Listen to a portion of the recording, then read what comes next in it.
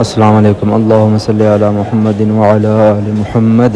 صبح صبح جب بھی آتے ہیں نا قسم سے کام پہ ہم آتے ہیں تو پہلے آتے ہی خانہ کعبہ کا دیدار ہوتا ہے ہمارا، اور کوئی کام نہیں، باقی کام سب بعد میں ہے۔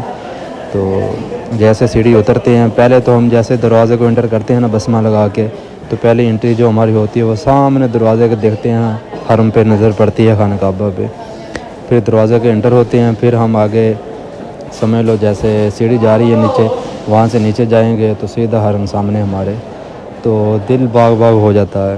بہت کاوش کی ہے، بہت کوشش کرتا رہا ہوں اس کے لیے نا کہ میری ڈیوٹی ادھر مل جائے، کچھ میری ماں کی دعائیں ہیں، کیونکہ اپنے گاؤں سے تو میں ایک ہی لڑکا نا جو ادھر کام کر رہا ہوں حرم پاک میں، تو اس سے بڑھ کے خوش نصیبی کیا ہو سکتی ہے۔ 24 گھنٹے جتنی دیر میں نے ادھر رہنا ہے، حرم پاک ہمارے سامنے، ہم ہر ٹائم جب دل کرے خانہ کعبہ کو دیکھ سکتے ہیں، کوئی روکتا نہیں ہے، نیچے جا سکتے ہیں، اوپر جا سکتے ہیں، اوپر سے نظارہ دیکھ سکتے ہیں نیچے سے۔